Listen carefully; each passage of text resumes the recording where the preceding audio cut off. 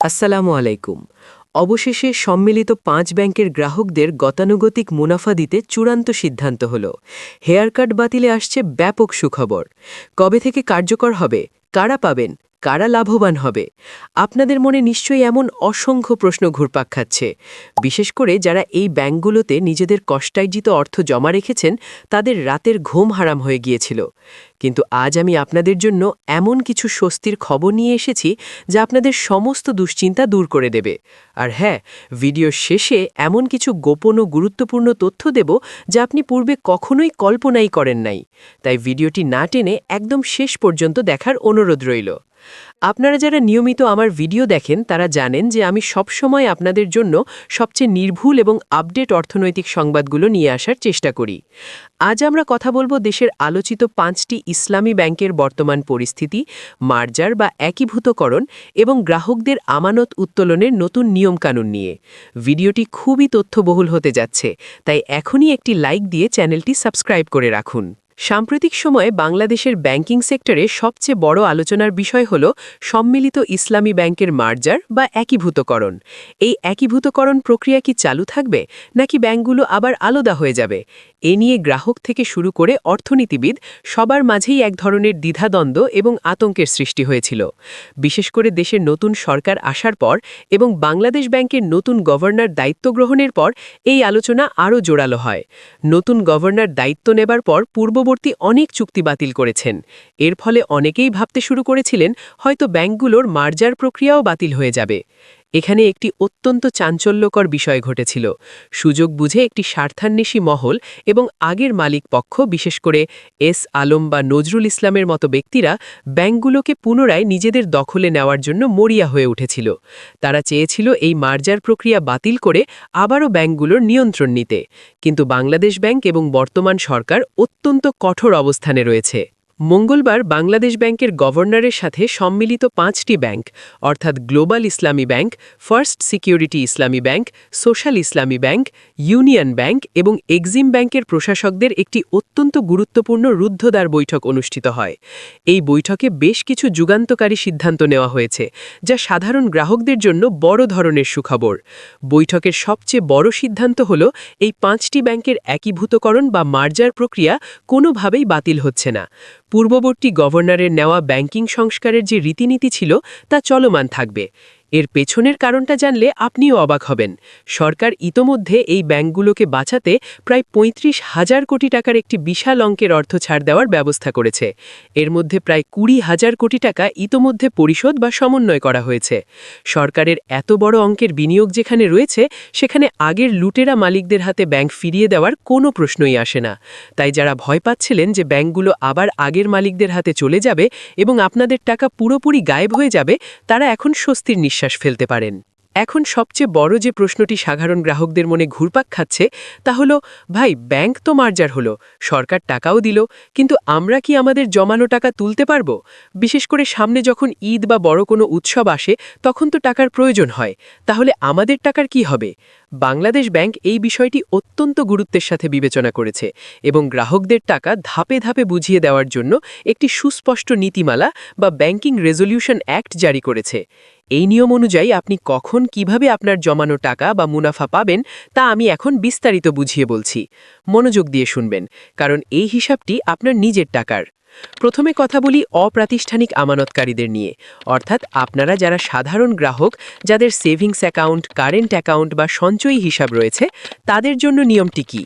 কেন্দ্রীয় ব্যাংকের নতুন নির্দেশিকা অনুযায়ী আপনার অ্যাকাউন্টে যত টাকাই থাকুক না কেন, আপনি যে কোনো সময় ২ লক্ষ টাকা পর্যন্ত খুব সহজেই উত্তোলন করতে পারবেন। এটি সম্পূর্ণ সুরক্ষিত এবং এর জন্য আপনাকে কোনো জবাবদিহি করতে হবে না। কিন্তু আপনার আমানত যদি ২ লক্ষ টাকার বেশি হয়, তবে বাকি টাকা উত্তোলনের জন্য আপনাকে একটু ধৈর্য ধরতে হবে। ধরা যাক আপনার অ্যাকাউন্টে ৫ লক্ষ টাকা আছে। আপনি প্রথম ২ লক্ষ টাকা যে কোনো সময় তুলে নিলেন। এর পরের ১ লক্ষ টাকা আপনি তুলতে পারবেন এই নিয়ম কার্যকর হওয়ার তারিখ থেকে ঠিক ৩ মাস পর। তার পরবর্তী ১ লক্ষ টাকা তুলতে পারবেন ৬ মাস পর। এর পরের ১ লক্ষ টাকা তুলতে পারবেন ৯ মাস পর। এভাবে প্রতি ৩ মাস পর পর আপনি ১ লক্ষ টাকা করে উত্তোলন করতে পারবেন। এই প্রক্রিয়াটি ২১ মাস পর্যন্ত চলবে। আর আপনার অ্যাকাউন্টে যদি এর চেয়েও বিশাল অঙ্কের অর্থ থাকে, তবে অবশিষ্ট পুরো টাকা আপনি ২৪ মাস বা ২ বছর পর উত্তোলন করতে পারবেন। অনেকেই ভাবতে পারেন, কেন এই দীর্ঘসূত্রিতা? আসলে ৫টি ব্যাংকের অবস্থা এতটা খারাপ করে রেখেছিল আগের মালিকরা যে সবাই যদি একদিনে টাকা তুলতে যায়, তাহলে ব্যাংকগুলো পুরোপুরি দেউলিয়া হয়ে যাবে। তাই ব্যাংকগুলোকে বাঁচিয়ে রেখে আপনাদের টাকার শতভাগ নিরাপত্তা নিশ্চিত করতেই এই ধাপভিত্তিক উত্তোলনের নিয়ম করা হয়েছে। এবার আসুন মেয়াদি আমানত বা ফিক্সড ডিপোজিট অর্থাৎ এফডিআর এবং ডিপিএস গ্রাহকদের কথায়। আপনারা যারা লাভের আশায় টাকা ফিক্সড করে রেখেছিলেন, তাদের টাকার কি হবে? এফডিআর বা মান্থলি ইনকাম স্কিমগুলোর ক্ষেত্রেও প্রথম ২ লক্ষ টাকা যে কোনো সময় উত্তোলনের সুযোগ রাখা হয়েছে। কিন্তু বাকি টাকার ক্ষেত্রে স্বয়ংক্রিয় নবায়ন বা অটো রিনিউয়াল সিস্টেম চালু করা হয়েছে। বিষয়টি একটু ভেঙে বলি। যাদের এফডিআর ৩ মাস মেয়াদি ছিল, তাদের সেই মেয়াদ শেষ হওয়ার পর তা স্বয়ংক্রিয়ভাবে ৩ বার নবায়ন হবে। যাদের ৬ মাস মেয়াদি আমানত ছিল, সেটি স্বয়ংক্রিয়ভাবে ২ বার নবায়ন হবে। যাদের ১ বছর মেয়াদি ফিক্সড ডিপোজিট ছিল, সেটি মেয়াদ শেষে ২ বার স্বয়ংক্রিয়ভাবে নবায়ন হিসেবে গণ্য হবে। যাদের ২ বছর মেয়াদি আমানত ছিল, সেটি ৩ বছরের জন্য নবায়ন হবে। যাদের ৩ বছরের স্কিম ছিল, সেটি ৪ বছরের জন্য নবায়ন হবে। আর যাদের ৪ বছর বা তার বেশি সময়ের মেয়াদি আমানত রয়েছে, সেগুলো মেয়াদ পূর্তির পর সম্পূর্ণ পরিশোধযোগ্য বলে বিবেচিত হবে। আপনাদের হয়তো মনে হতে পারে যে টাকাগুলো আটকে গেল, কিন্তু ইতিবাচক দিকটা ভেবে দেখুন। এর আগে বাজারে জোরালো গুজব ছিল যে এই ৫টি ব্যাংকের গ্রাহকদের আমানতের ওপর হেয়ার কাট নীতি প্রয়োগ করা হতে পারে। হেয়ার কাট মানে হলো আপনার জমানো টাকার একটি বড় অংশ কেটে নেওয়া হবে, যা আপনি আর কখনোই ফেরত পাবেন না। কিন্তু আজকের সবচেয়ে বড় সুখবরটি হলো, এই হেয়ার কাট নীতি সম্পূর্ণ বাতিল করা হয়েছে। আপনার জমানো আসল টাকার ১ পয়সাও কাটা যাবে না। শুধু তাই নয়, যে সময়টুকু আপনার টাকা ব্যাংকে গচ্ছিত বা নবায়ন অবস্থায় থাকছে, সেই সময়ের জন্য আপনারা আপনাদের গতানুগতিক মুনাফাও পাবেন।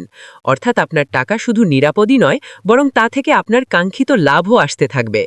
ভিডিওর শুরুতে আমি আপনাদের কথা দিয়েছিলাম যে আজ এমন কিছু গোপন ও গুরুত্বপূর্ণ তথ্য দেব, যা আপনারা পূর্বে কখনোই কল্পনাই করেন নাই।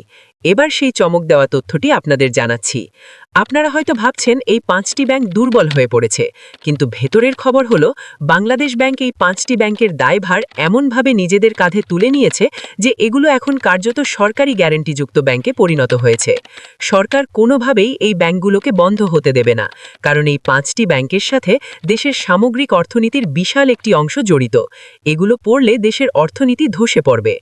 গোপন তথ্যটি হলো, আগের মালিকরা যে হাজার হাজার কোটি টাকা বিদেশে পাচার করেছে, বাংলাদেশ ব্যাংকের ফাইন্যান্সিয়াল ইন্টেলিজেন্স ইউনিট ইতোমধ্যে বিদেশি গোয়েন্দা সংস্থাগুলোর সাথে মিলে সেই টাকার বিশাল একটি অংশের সন্ধান পেয়েছে। এই পাচার হওয়া টাকাগুলো দেশে ফিরিয়ে আনার জন্য আইনি প্রক্রিয়ার নীরবে অনেক দূর এগিয়ে গেছে। একবার যদি এই পাচার হওয়া অর্থের একটি বড় অংশ দেশে ফেরত আনা সম্ভব হয়, তাহলে এই যে আমি আপনাদের একটু আগে বললাম ২ বছর বা ৩ বছর অপেক্ষা করতে হবে টাকা তোলার জন্য, এই নিয়মটি আর থাকবে না। বাংলাদেশ ব্যাংক তখন এক প্রজ্ঞাপনেই গ্রাহকদের টাকা উত্তোলনের সমস্ত সীমাবদ্ধতা তুলে নেবে।